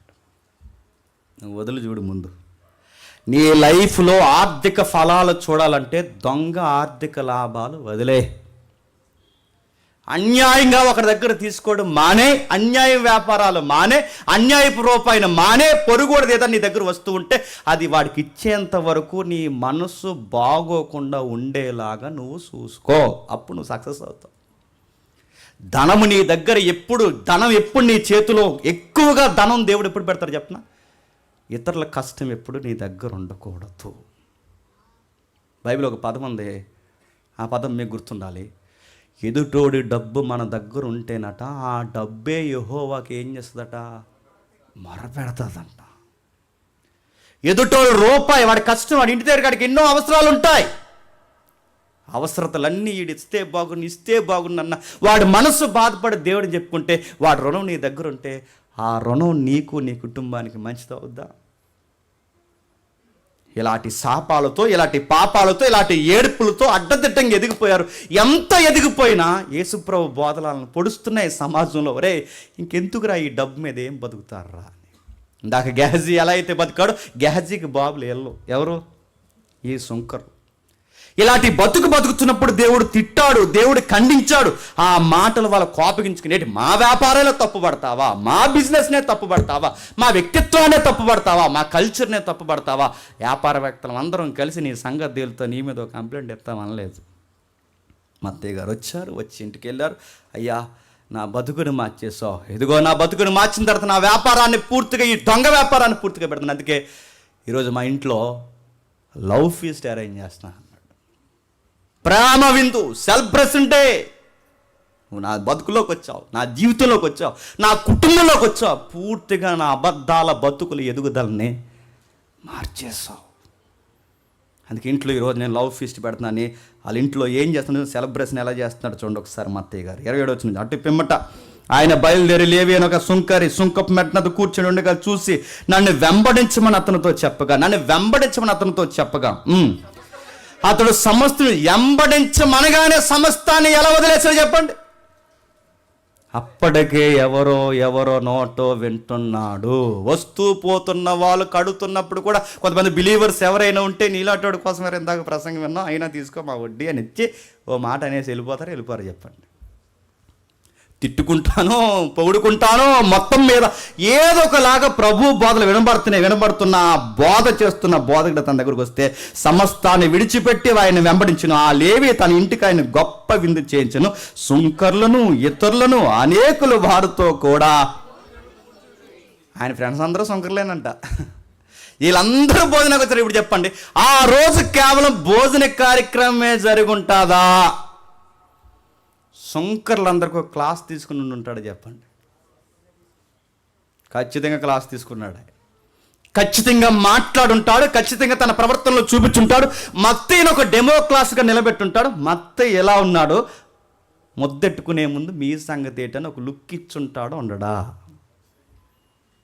నేను మళ్ళీ చెప్తున్నాను, నువ్వు దొంగ వ్యాపారాలు ఇప్పటి వరకు చేసి చేసి ఈరోజు నీకే డైరెక్ట్గా ఇది తగులుంటే, నువ్వు మారితే, నువ్వు మారిన తర్వాత ఎలాంటి కృతజ్ఞత కూడిక ఇంట్లో పెట్టి నువ్వేదన్నా లవ్ ఫీస్ట్ అరేంజ్ చేస్తే, మాలాట వాళ్ళని అందరినీ పిలిచినా పిలవకపోయినా పర్లేదు, కానీ నీ బ్యాచ్ ఉంటారు చూసావా, వాళ్ళని పిలువు, నేను వస్తా. నేను సీరియస్గా చెప్తున్నాను, అలా టోలు ఉంటారు, వాళ్ళని పిలువు, వాళ్ళని కూర్చోబెట్టి. ఎందుకంటే నిన్ను పిలిచిన దేవుడు నీ ద్వారా చెప్పండి వారిని పిలుస్తాడు. మనం భోజనాలు ఎందుకు పెట్టాలి చెప్పండి, మనం భోజనాలు ఎందుకు పెట్టాలి చెప్పిన, మరొకడికి ఆత్మీయ ఆహారం పెట్టడానికే మన ఇంట్లో భోజన కార్యక్రమాలు ఫంక్షన్ జరగాలి. మన ఫంక్షన్ ఎందుకు చేద్దాం చెప్పండి? మేము చాలా క్లాస్ అయిపోయాము చెప్పండి, మాకు డబ్బులు ఎక్కువైపోయినాయి, మేము కూడా తగ్గం, మేము చాలా పెద్ద భోజనం పెడతాం, ఆకుకి చెప్పండి 18 కూరలు వేస్తున్నాం అన్నారంట. నీ ఘనమైన భోజనాలు దేనికి చెప్పినా ఒకడిని మార్చాలి. నీ ఘనమైన భోజనాలు ఎందుకు చెప్పినా, నీలాంటి వాళ్ళు ఎలాంటి వాళ్ళు ఉన్నారు నీకు బాగా తెలుసు, నీకన్నా మాకన్నా నీకు బాగా తెలుసు, నీ సర్కిల్ ఏంటో నీకు బాగా తెలుసు, నీ వ్యవహారం ఏంటో నీకు బాగా తెలుసు, నీలాంటి వారు ఎలాంటి నీకు ఉన్నారు, వాళ్ళందరినీ పిలువు. ప్రభు నీ గుండెల్లోకి వచ్చాడు, ప్రభు వారి గుండెల్లోకి వస్తాడు. అందుకే ఆ రోజు మత్తయి మురిసిపోయాడట, ఆనందపడిపోయాడట. ఎంతగా ఆనందపడిపోయాడంటే అవన్నీ వదిలేసి ప్రేమ విందులో కూర్చున్నాడు. కింది చదువుదామా? పరిసయ్యులు శాస్త్రులు ఇది చూసి వీళ్ళకి పని ఏమి లేదు, ఎక్కడేం జరుగుతుంది జూమ్ పెట్టేయడమే, వీళ్ళకి లైవ్ ఇచ్చేయడమే. ఎవరు వీళ్ళకి పని కాదు, వాళ్ళ ఇంట్లో భోజనాలు అయితే ఎలా చూస్తారండి, అదే వింత. ఏంటి పర్సనల్ డిన్నర్ జరుగుతున్నా, మరి డిన్నర్ లంచ్ నాకు తెలియదు, కానీ మొత్తం మీద డిన్నర్ లంచ్ జరుగుతున్నప్పుడు వీళ్ళ వెళ్ళిపోయారండి. అంటే ఏ కొంపలో ఏం జరుగుతుంది వీళ్ళకి బాగా సీపర్ సెల్స్ ఉన్నారన్నమాట. ఆ ఇంట్లో ఏం జరుగుతుంది, ఈ ఇంట్లో ఏం జరుగుతుంది, ఆడెక్కడికి వెళ్తున్నారు, ఈడెక్కడికి వెళ్తున్నారు అన్నీ తెలుసుకుంటారు బాగా. అన్ని కొంపల్లో ఏమేం జరుగుతుందో, వాళ్ళు మాంసం వేసుకున్నారు, సారు వేసుకున్నారు, పప్పు వేసుకున్నారు, అన్నీ మాంసం వేసారే, ఐకి అయిపోయినాయి డబ్బులు. మరి వాళ్ళు జేబులు ఎత్తున్నారు కదా మరి, బాగా సరే బాగా ఇట్టారండి 4 కూరలంట అని. సరే ఏదైతే కిందకి చెప్తున్నాడు, కిందకి మాట, సుంకర్లతోనూ పాపులతోనూ మీరేలా తినుచున్నారు త్రాగుచున్నారని ఆయన శిష్యుల మీద. ఆయన దగ్గర డైరెక్టర్కి వెళ్తే సి అంటాడని చెప్పండి. ఎప్పుడు గుర్తుపెట్టుకోండి, మేనోడి దగ్గరకు వచ్చి ఎప్పుడు డైరెక్ట్ మాట్లాడరండి. ఆ వెనకాల తిరుగుతారు, వెళ్ళరా వెళ్ళిపోతే వెనకాల అంటే ఎవరైనా కూర్చుంటారా, అలాంటి లంచ్కి వెళ్తాడు. ఆయనకి ఎలా చెప్పలేవు, నువ్వు సోప్ వేస్తున్నారంటే ఎవరికి, ఎందుకో చాలామంది అవుతున్నారు. మరి ఎందుకో సమస్తము దేవుడే ఎరుగును గాక. సరే ఆ వెనకాల ఉన్న వాళ్ళు డిస్టర్బ్ చేస్తున్నారట. ఆయన దగ్గరికి వెళ్తే చీ అంటాడు, ఆయన దగ్గరికి వెళ్తే తూ అంటాడు, ఆయన దగ్గరికి వెళ్తే వాక్యపు కొరడ తీసి కొడతాడు. అందుకే వెనకాల ఉన్న వాళ్ళందరినీ డిస్టర్బ్ చేస్తుంటారు, చాలా డిస్టర్బెన్స్ చేసి ఇదిగో ఆ శిష్యులు బుర్రపాటు చేసి, మరి వాళ్ళతో మీకు భోజనాలు ఏంట్రా, వాళ్ళతో మీరు కూర్చోడం ఏంట్రా, వాళ్ళతో మీరు తిరగడం ఏంట్రా అంటున్నాడు అంట. ప్రభు వాళ్ళతో ఎందుకు తిరుగుతున్నాడు చెప్పనా, వాళ్ళని మార్చడానికి తిరుగుతున్నాడు. ప్రభు వాళ్ళతో ఎందుకు కూర్చున్నాడు తెలుసా, వాళ్ళ మారారుగానే కూర్చున్నాడు. ప్రభు వాళ్ళతో ఇందు కార్యక్రమాలకు ఎందుకు వెళ్తున్నాడు చెప్పిన, రేపాలనే గొర్రెపిల్ల ఇందులో కూర్చోడానికి అర్హులుగా వారిని మారుస్తున్నాడు. ఆయన ఎందుకు తిరుగుతున్నాడు, ఆయన సుంకరవడానికి కాదు. ఆయన ఎందుకు తిరుగుతున్నాడు, ఆ లంచాల్లో సగం లంచం ఇస్తారని కాదు. ఆయన ఎందుకు తిరుగుతున్నాడు, వాళ్ళని మార్చడానికి. మీరు ఎవరినైతే ద్వేషించారో, మీరు ఎవరినైతే తప్పుడు వ్యక్తులు అన్నారో, మీరు ఎవరినైతే పనికిరాని వ్యక్తులు అన్నారో, మీరు ఎవరైతే వీళ్ళని దేశించి కనీసం వీళ్ళ ఫంక్షన్లకు వెళ్ళలేదో, ఆ పశ్చాత్తాపడుతున్న శంకరులు చాలామంది ఉన్నారు. వాళ్ళు ఎవరికి చెప్పుకోలేరు, వాళ్ళతో బాతుకులు కూడా సరిగ్గా మాట్లాడరు, వాళ్ళు ఏ పాస్టర్ గారు కూడా వాళ్ళ దగ్గరికి రారు. వాళ్ళ మారు మనసు పొందుతున్న వాళ్ళ దగ్గరికి ఇదిగో నేను డైరెక్ట్గా వెళ్ళి వారిని పరలోక రాజ్యానికి ఆహ్వానిస్తున్నా. అందుకే ఎవరైనా ఈ రోజు వరకు కూడా మీరు బాధపడుతుంటే, ఇలాంటి వ్యాపారంలో, ఇలాంటి పనుల్లో, లేదా ఇలాంటి తప్పుడు పనుల్లో నేను కూరుకుపోయినని అనుకుంటే ఏం బాధపడకు. మత్తి ఎలాగైతే సరెండర్ అయిపోయాడో, మత్తి ఎలాగైతే యాండ్స్ పైకెత్తి ప్రభువా నన్ను నేను సమస్తాన్ని వదిలి అప్పగించుకుంటున్నాను అనుకుంటావో, అలా నువ్వు అప్పగించుకుంటే ఈరోజే నీ ఇంట్లోకే నీలోకే చెప్పండి భోజనం చేయడానికి వస్తాడు ఆయన. ఖచ్చితంగా వస్తాడు ఆయన, ఖచ్చితంగా పట్టుకుంటాడు ఆయన, ఖచ్చితంగా నీతో మాట్లాడతాడు ఆయన. మత్తిలా తేరారా, చూద్దాం ఏం జరుగుతుందో చూద్దాం. ఇంకా లూకా సువార్త. అందుకు యేసు లూకా సువార్త 3వ అధ్యాయం 12వ వచనం. లూకా సువార్త 3వ అధ్యాయం 12వ వచనం.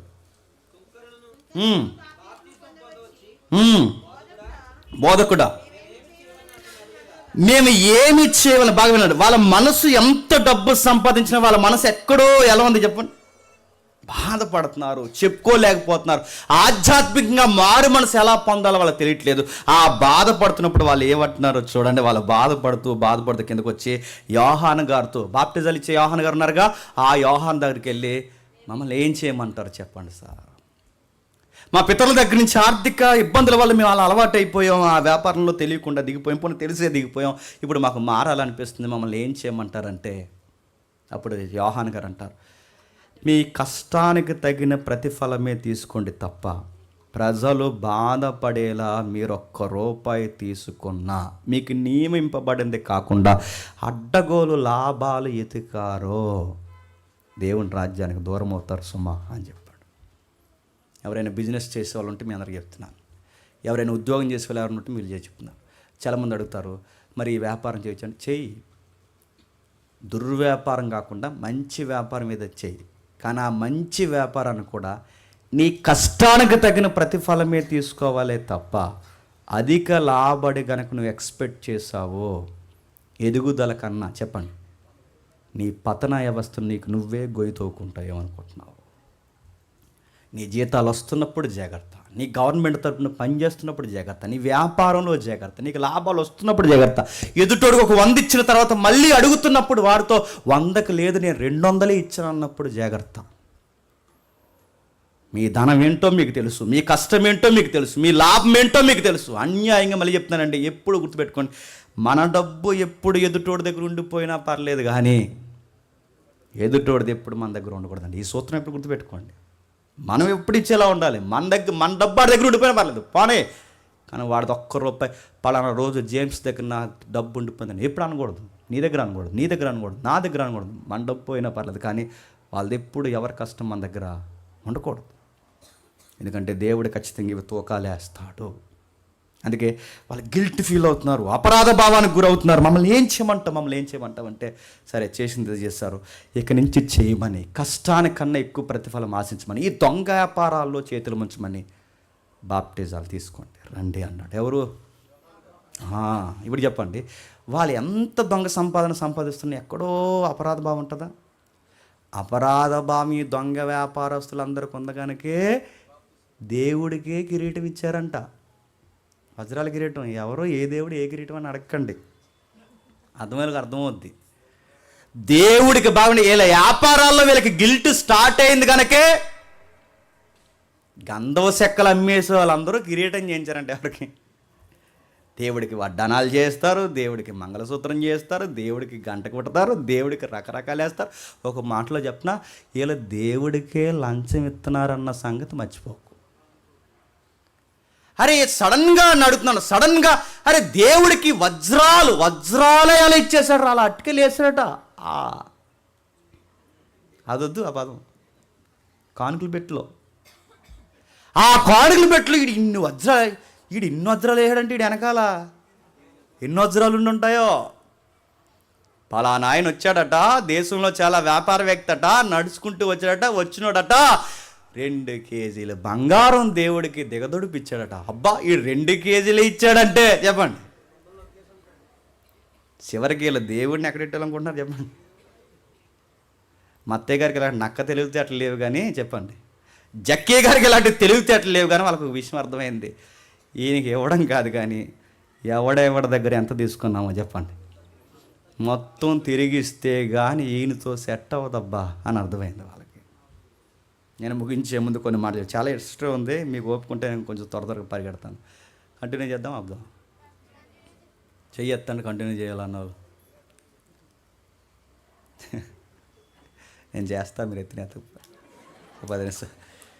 సరే చూద్దాం ఇంకా ఏం జరుగుతుందో చూద్దాం ఒకసారి. ఇలాంటి వ్యాపారాలు చేస్తున్న ఎవరు ఉంటే జాగ్రత్త, దేవునికి ఒప్పుకో. నేను నిజంగా చెప్తానండి, బైబిల్ ఒక సూత్రం చెప్తుంది, ఇది పాటించండి, నిజంగా ఫైనాన్షియల్గా చాలా బాగుంటారు. ఎవరైతే యథార్థంగా ఉంటారో, జెన్యూన్గా ఉంటారో తప్పక వర్ధిల్లుతారు. నీకు లక్షల రూపాయలు వస్తాయని నేను చెప్పను, కానీ నువ్వు ఉన్న దాంట్లో జెన్యూన్గా ఉండు, బంగారంలా బతుకుతావు, మంతులా బతుకుతావు. నేను చాలా పబ్లిక్ మెసేజ్లో చెప్పిన మెసేజ్ మీకు చెప్తున్నానండి. అన్నీ ఉండి తినలేని ఆల బతుకు బాగుందా? రోజుకు 100 రూపాయలు తెచ్చుకుని నచ్చిన కూర నచ్చిన ముద్ద తింటున్నా మన బతుకు బాగుందా చెప్పు. వాడి దగ్గర డబ్బు ఉంది, మన దగ్గర చెప్పండి దేవుడు ఉన్నాడు. వాడి దగ్గర డబ్బు ఉంది, మన దగ్గర దేవుడు ఉన్నాడు. వాడి డబ్బు వాడి కనీసం నచ్చిన ముద్ద తినలేడు. మనము డాక్టర్లు చెప్పారట, పెరుగులో చేప తినకూడదు, చేపలో పెరుగు. ఎండి చేపలు ఏపుకుని తినే ఏమైనా అయిందా? అది మన హెల్త్ స్కేల్. చికెన్ తింటే మటన్ తినకూడదు, మటన్ తింటే చికెన్ తినకూడదు, 2 కలిపి తినేహాం. ఒకే కూర తినాలి, 4 కూరలు. ఎన్ని చిన్నప్పుడు తినేస్తున్నాం, 4-5 కూరలు కలిపి. ఏమైనా అయిందా? ఇప్పుడు చెప్పండి. అన్నీ ఉండి హెల్త్ బాగాలేని ఆడు బాగున్నాడా చెప్పండి. రాళ్ళు తిన్న అరిగిపోతున్న మందు బాగుంది. అదే బ్లెస్సింగ్స్ అంటే అవే గుర్తుపెట్టుకోండి. జెన్యూన్గా ఉండు. వాళ్ళకి డబ్బులు ఉంటాయి, సెంట్రల్ ఏసీలు ఉంటాయి, వాళ్ళకి రాత్రులు నిద్ర రాదు, నిద్ర మాత్రలు వేసుకుంటారు అయినా రాదు, ఇంకో 2 వేసుకుంటారు అయినా రాదు, రోడ్లను తిరుగుతారు అయినా రాదు, తెల్లవారులు తిరుగుతారు అయినా రాదు. మనకే స్నానం చేయండి, స్నానం తర్వాత ముందెట్టు తింటాం, చేయగలుగుతాం, స్నానం చేస్తాం, లెక్కలో లేవు, లేదా మానేస్తాం, అక్కడే పడుకుంటాం అని అడుగుతున్నాను. స్నానం చేయకుండా తర్వాత అవసరం అయితే డబ్బుండి ట్యాబ్లెట్స్ వేసుకున్నాడు, నిద్ర రాదు నడుతున్నాను. మా డబ్బులు లేవు, ఏమీ లేవు, ముద్ద తిన్నాం చెప్పండి, కంచం తెత్తాను, లేదా అక్కడ పక్క గంట తల పడుకుంటున్నాడు. దేవుడిచ్చిన దీవెనలో ఒక దీవెన చెప్పిన కంటి నిండా నిద్రపోవడం కూడా చెప్పండి. బ్లెస్సింగ్స్ అవి. తిన్న జరగడం బ్లెస్సింగ్స్ అవి. నీ పిల్ల పాపలతో ఆనందంగా ఉండడం దేవుడిచ్చిన దీవెనది. నీ కుటుంబంలో ఆరోగ్యంగా తిరగడం దీవెనది. నడుతున్నాను. రిలయన్స్ వాళ్ళకి ఆరోగ్యం ఉందా? అంబానీలకు ఆరోగ్యం ఉందా? ఎవరైతే బీజేపీ పెద్ద పెద్ద నాయకులు ఉన్నారు ఇప్పుడు దేశానికి కొనేసి వాళ్ళకి ఉందా? వీళ్ళందరూ ఫంక్షన్కి వెళ్ళారు, మీరు వీడియో బయటకు వచ్చింది, మీరు చూసారు లేదో. ఈ ఫంక్షన్కి వెళ్ళిన వాళ్ళందరూ ఇలా కూర్చున్నారు, ఈ పెద్ద మనుషులు అందరూ కూర్చున్నారండి. ఇలా కూర్చుంటే ఆడు స్వీట్ వేస్తా అన్నాడు, ఆడు వద్దా అన్నాడు, ఈడు వద్దా ఆడొద్దా అన్నాడు, హాట్ వేస్తా ఆడొద్దా, ఈడొద్దా ఆడు బిర్యానీ ఆడొద్దా. ఇది మరి ఏం తింటారా? ఫంక్షన్కి ఎందుకు వచ్చారు? మీరు స్వీట్ తినరు, ఆడు తినరు, బిర్యానీ తినరు, పులిహార తినరు, ఏమేమి తినరు. మాకు హలో అడుగుతాం, కడిగి పడేస్తాం, ఆకుని తినేస్తాం, అరిగిపోతాయి. అడుగుతున్నా, అన్నీ ఉండి తినలేని ఆ బతుకులు బాగున్నాయా చెప్పండి? తినలేని ఆ బతుకులు బాగున్నాయా? ఏది తినేసిన అరిగిపోయి. ఎందుకు చెప్పనా? పేదరికాన్ని దేవుడిచ్చిన వరం అయితే, మధ్యతరగతి జీవితం దేవుడిచ్చిన వరం అయితే, ఆరోగ్యము, ఆయుస్సు, కంటి నిండా నిద్ర, సంపాదించిన రూపాయలు తృప్తి, దీని అంతటినీ దేవుడు ఏమన్నాడు చెప్పనా? బ్లెస్సింగ్స్ అన్నాడు, దీవెన. అది నిజంగానే రోజు ఎక్సర్సైజ్ చేసి పరిగెట్టి అది చేసి అందరూ కరోనాలు వచ్చినాయండి. ఆ డ్యూటీయే కరోనా డ్యూటీ. ఇక్కడ గవర్నమెంట్ హాస్పిటల్ అన్నీ కరోనా క్వారంటైన్ అప్పుడు బొమ్మూరులో పెట్టారు చూసారు, అవన్నీ వస్తే బాగున్నాయని మాస్క్ పెట్టుకోకుండా తిరిగానండి నేను. సెలవులు వస్తాయని. వస్తే బాగున్నారు, రాదే. ఆ టైంలో నన్ను జైల్లో పెట్టారు, గుర్తుందిగా. నా పక్కన ఉన్న ఖైదీలకు వచ్చినాయి, వీళ్ళకి వచ్చినాయి, వాళ్ళకి వచ్చినాయి, అందరికి వచ్చినాయి. నాకు వస్తే బాగుండు అనుకున్నాను, రాదే. నడుతున్నాను. దేవుడు మనతో ఉంటే నీ గుడారంలోనికి ఏ తెగులు, నీ పిండి పుసిక తొట్టె తరగదు, నీ బుడ్డులో నూనె తరగదు, నీ ఆశీర్వాదకరమైన వచ్చిన ఎవరు దూరం చేయలేరు. ఎప్పుడు ప్రభువు అంటే నా ఆజ్ఞను పాటించి జెన్యూన్గా ఉండడానికి ట్రై చేయి, బ్లెస్ చేస్తా. ఆ బ్లెస్సింగ్స్ ఎవరికి ఇచ్చాడు చెప్పిన? దేవుడు మత్తయ్యకి ఇచ్చారు. అందుకే మత్తయ్య పేరు సార్థకత అవ్వాలంటే, మత్తయ్య పేరు తన జీవితం అలా సరిపోవాలంటే, మత్తయ్య నిజంగానే ది గిఫ్ట్ ఆఫ్ జెహోవా, ఈయన దేవుని బహుమానం అవ్వాలని దేవుడు అనుకున్నాడు. కనుకే నిజంగానే సంఘానికి మత్తయ్య ఏమైపోయాడు చెప్పండి? దేవుని బహుమానం అయిపోయాడు. ఆ మత్తయ్య సువార్త మత్తయ్య రాయకపోతే, మళ్ళీ చెప్తాను జాతకం ముగించే ముందు, మత్తయ్య సువార్త మత్తయ్య రాయకపోతే, ఆ జీనియాలజీని సెట్ చేయకపోతే, క్రొత్త నిబంధన కూర్పు పాత నిబంధనతోనట సరి అయిన బిర్జి లేని, వారధ లేని గ్రంథం అయిపోయినంట. ఈ పదం అందరికి అర్థమైందో లేదో మళ్ళీ చెప్తున్నాను. మత్తయి సువార్త, నిజానికి మార్కు సువార్త మొదట, కానీ మార్కు సువార్త మొదట రాయబడిన మార్కు సువార్తను మొదట ఎందుకు పెట్టకుండా మత్తయి సువార్తను పెట్టారంటే, మత్తయి సువార్త జీనియాలజీ సెట్ చేశాడు, అంటే వంశవృక్షం సెట్ చేశాడు. అందుకే పాత నిబంధనలో అబ్రహాం అనే నేమ్ చాలా హైలైట్ నేమ్, పాత నిబంధనలో దావీద్ అనే పేరు చాలా హైలైట్ నేమ్. అవి బోల్డ్ అక్షరాలతో మనకు కనబడుతుంది. అంటే ఇప్పుడు ఆ పాత నిబంధన అబ్రహాము, పాత నిబంధన దావీదు ఎవరో కాదు, ఈ క్రీస్తుకు పితరులు. ఈ లింక్ సెట్ అవ్వాలి అంటే సువార్తల్లో మొట్టమొదటి ఉండాల్సిన సువార్త ఏ సువార్త చెప్పండి? అది మత్తయి సువార్త. అందుకే చూడండి, సంఘానికి బహుమానం అయిపోయాడు. ఇలాంటి పరిస్థితుల్లో ఉన్న ఈ సుంకర్ని దేవుడు ప్రేమించాడు, బలపరిచాడు, తీసుకొచ్చాడు. ఇంకా ఏం చేశాడు ఒక్కసారి చూడండి. వీళ్ళు ఎంత పశ్చాత్తాపానికి రాను గురయ్యారో, ఎవరైతే దేశానికి గురయ్యారో ప్రభు వారినే ఎగ్జాంపుల్స్గా వాడుకున్నాడు. 18వ అధ్యాయం లూకా సువార్త, త్వరగా 18వ అధ్యాయం లూకా సువార్త 18వ అధ్యాయం 9వ వచనం. మీకు తెలుసు సందర్భం. తామే నీతిమంతులమని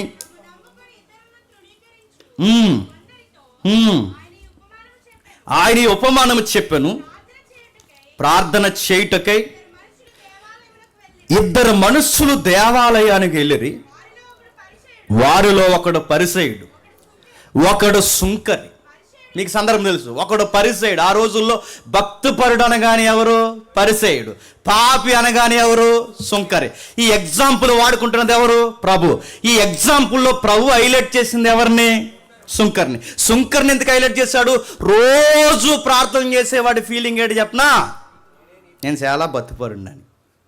అసలు ప్రార్థనకే రాకుండా అలా గేటు బయట ఉండేవాడి యొక్క ఫీలింగ్ ఏంటి చెప్పనా? కనీసం నేను ఈ గుంపులో కూర్చోడానికి కూడా నాకు అర్హత లేదు, నేను కన్నెత్తు కూడా దేవుడి వైపు చూడలేనని ఎవరైతే అనుకుంటారో, తమ్మును తాము తగ్గించుకున్న సుంకరి గొప్పోడయ్యాడు. దృష్టికి తామే నీతిమంతులు అనుకున్న పరిసయ్యులు తృణీకరింపడ్డారు. చూడండి, నిజానికి సొసైటీలో వాళ్ళ పాపులు, కానీ దేవుని దృష్టిలో రాను పశ్చాత్తాపానికి గురైతే ఏమైపోయారో చెప్పండి? వాళ్ళు నీతిమంతులు అయిపోయారు. నేను ముగించే ముందు చాలా మంది నేను చెప్పడానికి ఇంకా టైం మనకు లేదు. నువ్వు ఏ వ్యాపారంలో చిట్టుకున్నా, ఏ చీకట్లో నువ్వు పడిపోయినా, ఎలాంటి బంధకాల్లో పడిపోయినా, ఇప్పటికే నువ్వు అడ్డగోల సంపాదనలో జలకన్నా దారుణంగా నువ్వు బలిసిపోయినా, లంచాలు కానీ, అడ్డగోల వ్యాపారాలు కానీ, లేదా ఏ చీకటి, ఏదైనా నువ్వు ఏ పాపంలో ఇది బాగుందని, ఏ సుఖంలో ఇప్పటివరకు అలవాటు పడిపోయో నాకు తెలియదు, కానీ ఈ రాత్రి దాన్ని విడిచిపెట్టి వస్తే మత్తయిని బహుమానంగా మార్చేసిన దేవుడు, చెప్పండి, నిన్ను కూడా నీ సొసైటీకి బహుమానంగా మారుస్తాడు. ఖచ్చితంగా బలపరుస్తాడు, దీవెనకరంగా మారుస్తాడు. నీ లైఫ్ చాలా ప్రూఫ్ఫుల్గా అయిపోతుంది. గుర్తుపెట్టుకోండి, చాలా ఫలభరితంగా మారిపోద్ది, అనేకులకు దీవెనకరంగా. నువ్వెక్కడుంటే అక్కడ సమాధానం ఉంటుంది, నువ్వెక్కడుంటే అక్కడ ప్రేమ రాగలవు, నువ్వెక్కడుంటే అక్కడ శాంతి సమాధానం ఉంటుంది, నువ్వెక్కడుంటే అనేకులకు దీవెనకరంగా మారిపోతావు. మత్తయి సువార్త ఇంకా ఇలాంటి మత్తయి రక్షింపడ్డాడు, ఇలాంటి మత్తయి దేవుని చేత పట్టబడ్డాడు, ఇలాంటి మత్తయి దేవుళ్ళకి వచ్చి. ఇప్పుడు చెప్పండి, బాగా చదువుకున్నవాడు, బాగా లెక్కలు వచ్చినవాడు, బాగా హిస్టరీ మీద గ్రిప్ ఉన్నవాడు, బాగా సొసైటీ మీద అవగాహన ఉన్నవాడు యేసు ప్రభు దగ్గరికి వస్తే ఆ రైటింగ్స్ ఎలా ఉంటాయి చెప్పండి? అద్దరు కొట్టేస్తాయి. ఆ అద్దరు కొట్టేసిన రైటింగ్సే చెప్పండి మత్తయి సువార్త. మీకు ఓపుకుంటే, మీకు అవగాహన మీద ఇంకా అవగాహన పెరిగితే, ఆ మొదటి అధ్యాయం మాట్లాడుకోవడానికి సుమారు 4 సంవత్సరాలు పడుతుంది. కేవలం మొదటి అధ్యాయం ఒక్కటి కాదని పెట్టింది ఆ వంశవృక్షంలో. కేవలం ఎప్పుడో నా బైబిల్ నేర్చుకున్న కొత్తలో మా ఊర్లో చెప్పాను మత్తయి సువార్త ఎవరినండి. 9 వచనాలు చెప్పడానికి నాకు పెట్టిన కాలం ఎంతో తెలుసా? 2 సంవత్సరాలు. అంత ఉంది మొదటి అధ్యాయం. ఎందుకు 42 తరాలు తీసుకొచ్చాడు, ఎందుకు 14 లింక్ పెట్టాడు, ఎందుకు అబ్రహాముకి దావీదుకి యేసుక్రీస్తు వాళ్ళు లింక్ పెట్టాడు, ఈ లింక్ అంతా ఏంటి, ఈ లింకుల్లో ఈ రాజుల పేర్లు ఏంటి, ఈ రాజుల పేర్లో ఈ చెడిపోయిన స్త్రీల పేర్లు ఏంటి, ఇవన్నీ ఏంటి, ఇదంతా కలిపితే మత్తయి జ్ఞానానికి ఖచ్చితంగా మనం ఫిదా అయిపోతాము. మత్తయి అనగానే సిరీస్లో చూసినట్టు అని తిరుగుతాడు అనుకోకండి. చాలా తెలివైనడు, చాలా దేవునికి ఉపయోగకరమైన బిడ్డ. ఆయన చదువు, ఆయన లెక్కలు, ఇంకా ఏదైతే ఉందో ఆయన టాలెంట్ మొత్తం తెచ్చి సువార్త మీద కేంద్రీకరించాడు. మరో మాట చెప్పి నేను ముగిస్తున్నాను. ఇలా మారిపోయిన మత్తయి సువార్త రాయడం ప్రారంభిస్తే అప్పటి వరకు వాళ్ళు గతించిన వారం మీద గుర్తుపెట్టుకుని, అప్పటి వరకు వాళ్ళ సువార్త నోటితోనే చెప్పారు. అప్పటి వరకు అలా సువార్త రికార్డెడ్గా లేదు, నోటుతోనే చెప్పారు, నోటుతోనే మాట్లాడుతున్నారు. కానీ నోటుతో మాట్లాడే సువార్త అంటే ప్రభు వెనకాల తిరిగి ప్రభు పుట్టుకుని గురించి తెలుసుకుని ప్రభు సువార్తలో పాలుపంపులు పొంది ఆయనతో భోజనం చేసి ఆయనతో నిద్రపోయి ఆయనతో తిరిగి ఆయన చేసిన అద్భుతాలన్నింటినీ ఆయన కొండ మీద ప్రసంగాన్ని బాగా విన్న వీళ్ళు చాలా కాలం సుమారు 25 ఏళ్ళు నోటుతోనే చెప్తున్నారు. నోటుతో చెప్తున్న సువార్తని ఎందుకు లిటరేచర్గా మార్చారు? ఎందుకు మార్చారు? లాస్ట్ వీక్ మనం చూసాం. ఎందుకు మార్చారంటే వాళ్ళ బతుకుండగానే చాలా తప్పుడు సువార్తలు సొసైటీలోకి వచ్చేస్తున్నాయి. మనం ఉండగానే ఇలాంటి తప్పుడు సువార్తలు మన కళ్ళ ముందే బోధిస్తున్నారంటే రేపొద్దున మనం వెళ్ళిపోయిన తర్వాత ఇది ట్రూత్ అని సొసైటీకి తెలియాలి అంటే, వెంబడిస్తున్న తర్వాత శిష్యులకు తెలియాలంటే ఏదైనా డాక్యుమెంట్ ఉంటే బాగుంటుందని రాయడం మొదలెట్టారట. ఇప్పుడు బాగా వినండి. ఇప్పుడు మీరు చెప్పిన వివరణకి ఏమన్నా రెఫరెన్స్ ఉందని మీరు నన్ను అడగలొద్దా? అడగరు మీరు, అడగలొద్దా? ఉంది. ఎక్కడుంది? లూకాసు సువార్త 1వ అధ్యాయం 1వ వచనం చూడండి ఒకసారి. లూకాసు సువార్త 1వ అధ్యాయం 1వ వచనం. ఘనత వహించిన థెయోఫిలా, ఆరంభం నుండి కన్నులారా చూసిన వాక్య సేవకులైన వారు ఎవరు? ముఖ్యాంశాలు మరోసారి చెప్పండి. ఆరంభం నుండి కన్నులారా చూసి ప్రతి సంగతిని బాగుగా ఎరిగిన సువార్తికులు ఎవరు? అది 12 మంది శిష్యులు. వాళ్ళు ఏం చేశారట? వాళ్ళు ఏం చేస్తున్నారు చూడండి, చదవండి.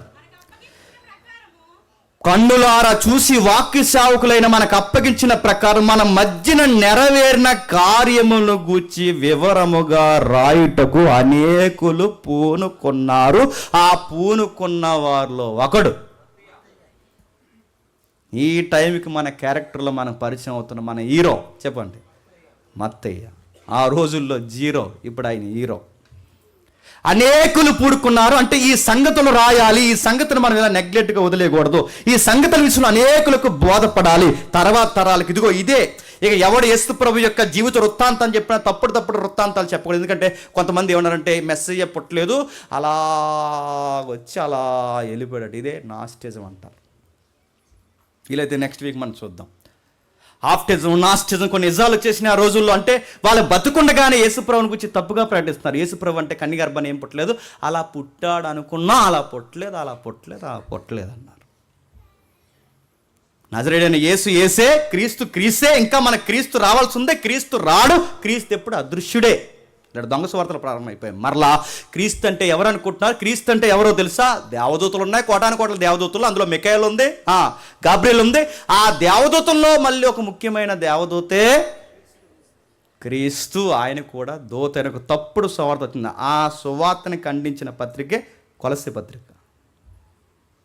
అర్థమవుతుందో లేదో సూత్రం మర్చిపోకండి. అర్థమైపోయినా అర్థమైనట్టే. సరే, ఏదైతే రాస్తారో వాళ్ళు రాయడం పూనుకున్నారట. ఇలా రాసిన మత్తయి సువార్తని బాగా వినండి. మత్తయి సువార్తని ఎప్పుడు రాశారంటే సుమారు 58 నుండి క్రీస్తు శకం. ఏమంటే ఆయన చనిపోయింది ఎప్పుడు యేసుప్రభు వారు? క్రీస్తు శకం 30 నుంచి 33 మధ్యస్థంలో. ఈ టైంలో చనిపోతే 30 నుంచి 33 మధ్యస్థంలో, క్రీస్తు శకం 33 మధ్యస్థంలో చనిపోతే సువార్త ఎప్పుడు రాశారు? 30 ఎప్పుడు, 60 ఎప్పుడు? 30 సంవత్సరాల నోటుతోనే అపోస్తులు సువార్తలు చెప్పారు. కానీ చెప్పిన వాళ్ళు ఎందుకు రాయడం పూనుకున్నారంటే వాళ్ళ బతుకుండగానే తప్పుడు సువార్తలు వచ్చాయి. నేను మళ్ళీ చెప్తున్నానండి, ఇంత రికార్డెడ్ బైబిల్ ఉంటేనే ఎన్ని తప్పుడు సువార్తలు ఉన్నాయండి? ఇప్పుడు ఇంత రికార్డెడ్ బైబిల్ ఉంటేనే సొసైటీలో ఇన్ని తప్పుడు సువార్తలు ఉంటాయి. ఇంకా ఈ రికార్డే లేకపోతే ఇంక అందరూ పేదరు తర్వాత పేదరే, యోహాన్ తర్వాత యోహానే. రాత్రి వచ్చాడు, చెప్పాడు ఈ మెసేజ్ చెప్పమన్నాడు. రాత్రి అలా మేడ మీద తిరుగుతుంటే ఇక్కడ పక్క వచ్చి మాట్లాడాడు. కుమారుడు ఇదే చెప్పన్నాడు. అడుగుతున్నా, ఇన్ని రెఫరెన్స్ ఉంటేనే రాత్రి వచ్చి ప్రసంగం చెప్పమన్నాడు అంటున్నారంటే ఇదే లేకపోతే ఏం చేస్తారండి? రాత్రి వచ్చి మాట్లాడు, పడుకున్న వాళ్ళు లేపాడు. ఎలా ఒక రోజు ఒక ఆయన్ని అడిగాను, అస్తమాల యేసుప్రభు వచ్చేస్తుంటారు ఆయన దగ్గరికి, ఏంటో మరి నాకేం అర్థం. నా దగ్గర నేను చాలా అడిగాను, ప్రభు నా దగ్గర రాబెట్టాను. బాధలు ఉండే ఆయన దగ్గరకు వచ్చాడట. వచ్చినప్పుడు అసలు నిజంగా ఏం జెన్యున్గా చెప్తున్నాడు లేదని ఒక మాట అడిగాను నేను, చాలా కాలం క్రితం అండి. ఎలా ఉన్నాడన్నా యేసుప్రభు వారు అని అడిగాను. సామంసాయిగా ఉన్నాడంట. ఎలా ఉన్నాడు? బుర్ర పాడైపోతుంది నాకు. సామంసాయి ఆయన ఇండియన్ కాదు కదా అన్నాను. అలానే ఉన్నాడు తమ్ముడు అన్నాడు. నీ దగ్గరికి ఆయన రావట్లేదు కానీ చెప్పండి. ఆడెవడో వచ్చేస్తున్నాడు నాకు అర్థం. ఇంత బైబిల్ ఉంటేనే ఇంత బైబిల్ ఉంటేనే ఇంటర్నేషనల్ స్పీకర్లను చెప్పుకున్నారే దేవుడు నాతో ఇలా మాట్లాడు అలా మాట్లాడంటే నేను అడుగుతున్నాను. ఆ రోజుల్లో క్రొత్త నిబంధనలు లేనప్పుడు, క్రీస్తుకి డాక్యుమెంట్స్ లేనప్పుడు, అంటే క్రొత్త నిబంధన డాక్యుమెంట్స్ లేనప్పుడు, విచ్చలవిడి సువార్త పెరిగిపోయినప్పుడు, అప్పుడు అపోస్తులు కూడుకొని ఒక మాటను నిర్ణయించుకొని ఇది మనం రాయాలబ్బా అని కంకణం కట్టుకుంటే ఆ రాసిన పుస్తకాల్లో ఒక పుస్తకం లేదా ఒక ప్రతి మత్తయి సువార్త. దీన్ని చదివాడట ఎవరు? దీన్ని క్రాస్ చెక్ చేశారట ఎవరు? ఇదే లోక. అదే చదవడం మళ్ళీ వచ్చినాను ఒకసారి. ఘనత వహించిన థెయోఫిలా ఆరంభం నుండి కన్నులారా చూసి వాక్య సేవకులైన వారు మనకు అప్పగించిన ప్రకారము మన మధ్యన నెరవేరిన కార్యములను గూర్చి వివరముగా రాయుటకు అనేకులు పూనుకొని ఉన్నారు కనుక నీకు ఉపదేశింపడిన సంగతులు నిశ్చయముగా జరిగినవి నువ్వు తెలుసుకుంటావు. వాటన్నిటినీ మొదటి నుంచి నేను పరిశీలించి క్రాస్ చెక్ చేసి డిస్కవరీ చేసి ఇవి నిజమా కాదని నేను ఒక కంకణానికి వచ్చి నా థియాలజీని, నా అనుభవాన్ని పూర్తిగా పెట్టి మత్తయ్య గారు చెప్పేవి నిజమా కాదా, మార్క్ గారు చెప్పేవి నిజమా కాదా, లూకాగా క్షమించండి యోహాన్ గారు చెప్తాను నిజమా కాదా అని ఇవన్నీ చదువుకున్న తర్వాత నేను ఒక ఆన్సర్కి డిక్లేర్ అయిపోయాను. ఇవి నిజంగానే జరిగాయి. ఈ నిజంగా జరిగినవి ఇంకా సొసైటీకి అందాలి అని, అన్యజనులకు కూడా ఈ సంగతులు తెలియాలని నీ పేరుని అడ్రస్ చేస్తూ ఆ రాసిన వాటిని పరిశీలించుకుని అక్కడ సంగతులు కొన్ని క్రోడీకరించి నాకు అందిన ఇన్ఫర్మేషన్లో నేను కూడా ఒక సువార్త రాయాలని ఫిక్స్ అయిపోయి నేను రాస్తున్న సువార్త పేరు అది. ఇప్పుడు చెప్పండి ఎలా వచ్చాయి సువార్తలు? ఇంకా గుర్తుపెట్టుకోండి, ఇంకా మన సువార్తలోకి వెళ్ళా. ఇది సువార్త. ఇలాంటి వారిని పిలుచుకున్నాడు. మనం ఎప్పుడు అనుకుంటాం యేసు ప్రభు వారిని ఎలాంటి వాళ్ళని పట్టుకున్నాడంటే యేసుల్ని, సుంకర్ని, దొంగల్ని, తిరుగుబోట్లని, జలేతు అనబడిన తీవ్రవాదుల్ని, ఇంకా మాట్లాడే బాధాకరమైన విషయాలలో సంతోషమనాలో ఏమనాలో తెలియదు కానీ చివరికి దొంగల ముఠాల్లో తిరుగుతున్న ఇస్కరియోతు యోధాను కూడా కూడెట్టుకుని ఆడికే తాళాలు ఇచ్చాడంట. ఇటు ఎలాంటి వాళ్ళతో తిరుగుతాడు ఇటు అంటే వాళ్ళని మార్చడానికి, నశించిపోతున్న వారిని ఎత్తికి రక్షించడానికి, వారిని మార్చి ఆయన రాజ్యంలో బలమైన పాత్రలుగా వాడుకోవడానికి పిలిచాడు. ఎవరిని పిలిచాడు? పండితులను పిలవలేదు. ఎవరిని పిలిచాడు? సమాజంలో గౌరవప్రదమైన వ్యక్తిని పిలవలేదు. ఎవరిని పిలిచాడు? సొసైటీలో లెక్కలేను అని పిలవచ్చే దేవుడు ఈ సొసైటీలో ఎవరైనా ఉన్నారంటే నజరేయుడైన యేసు. నీ కుటుంబం నిన్ను వదిలేస్తుందో, నీ సమాజం నిన్ను వదిలేస్తుందో, నీ ఈదులో నిన్ను అందరూ అంటున్నారో, నిన్నెవరేమంటున్నారో నాకు తెలియదు కానీ నిన్ను ఎవరు ఏమనినా మళ్ళీ అదే వీధి, అదే ఊరు, అదే ప్రజలు మళ్ళీ వీడు ఫలభరితమైన వ్యక్తిరా అని నిన్ను అనాలి అంటే సూత్రం ఒకటే, ఆయన దగ్గరికి రా. ఏ ఊరు నిందించిందో, ఏ ప్రజలు అన్నారో మళ్ళీ వాళ్ళు నిన్ను పొగుడుతారు. చివరికి ఎంత వ్యవహారం అయిపోద్ది అంటే నువ్వు లేకపోతే దిక్కులేని పరిస్థితులు వాళ్ళకి వచ్చేస్తాయి. మత్తయిని మార్చిన దేవుడు, జక్కైని మార్చిన దేవుడు, లోక గ్రీకు పౌరుని పట్టుకున్న దేవుడు, ఆ డబ్బుంటే అబ్బాయి ఆ మార్కుని మార్చిన దేవుడు ఈ రాత్రి నువ్వు మాట వింటే చెప్పండి నీ జీవితంలో కూడా సొరవ చేసుకుని మార్చేస్తాడు, ఫలవర్తంగా మారుస్తాడు. అందుకే మత్తయ్య పేరు చెప్పండి యెహోవా బహుమానం. మత్తయ్య ఇచ్చిన యెహోవా బహుమానం. దేవుడు ఎవరికి మత్తయ్యని బహుమానంగా ఇచ్చాడంటే చెప్పండి నీకు ఇచ్చాడు. ఆ బహుమానం నాకు ఇచ్చాడు. ఆ మత్తయ్యని నాకు బహుమానంగా మార్చాడు. ఆ మత్తయ్య లేకపోతే నిజంగా ఆ బహుమానం నాకు దొరకకపోతే జీసస్ ఇంత బ్రైట్గా నాకు అర్థం కాలేదు. అందుకే ప్రభు నాకు బాగా అర్థం కావడానికి నాకు దొరికిన ఒకే ఒక ఫ్రూట్ చెప్పండి. న్యూ టెస్ట్మెంట్ ఎంట్రన్స్లో దొరికింది ఏం ఫ్రూట్ చెప్పండి? మత్తయ్య. మత్తయ్య మత్తయ్య చాలా అద్భుతమైన బహుమానంగా మనకు దొరికాడు, ఫలభరితంగా మనకు దొరికాడు. అందుకే ఆ మత్తయ్యని పట్టుకున్నాం, మనం జర్నీ చేస్తున్నాం. ఇది మత్తయి సువార్త, మత్తయి యొక్క జీవిత వృత్తాంతం. ఇంకా ఏమున్నాయంటే చాలా ఉన్నాయి. చివరికి వెళ్ళిపోయే ముందు మీకు ప్రశ్న వేసి నేను ముగిస్తున్నాను. ఇది మత్తయ్యే రాశాడని ఎవరు చెప్పారండి? నా మాటలు మీకు అర్థమవుతుంది. మరి పెద్ద అక్షరాలు ఉన్నాయి కదండి అంటే పెద్ద అక్షరాలు మత్తయ్య, నేను మత్తయ్యనే రాశానని రాశాడు. అది బైబిల్ ప్రింట్లో వేశారు. అది ఏది? బైబిల్ సొసైటీ ఉందిగా బెంగళూరులో, వాళ్ళు వేసారు ఇది మత్తయి సువార్త అని అడుగుతున్నాను. ఇది మత్తయ్యే రాశాడని మత్తయ్య ఎక్కడైనా క్లెయిమ్ చేసుకున్నాడా? ఇది మత్తయి సువార్త అని ఎట్లా చెప్పగలమో తెలియాలంటే బ్రేక్ తర్వాత. బ్రేక్ ఎప్పుడు చెప్పండి? నెక్స్ట్ వీక్ రండి, వినండి, చెప్పండి, రక్షణ పొందండి, ఫ్రూట్ఫుల్గా మారిపోండి. దేవుడు మిమ్మల్ని దీవించును గాక.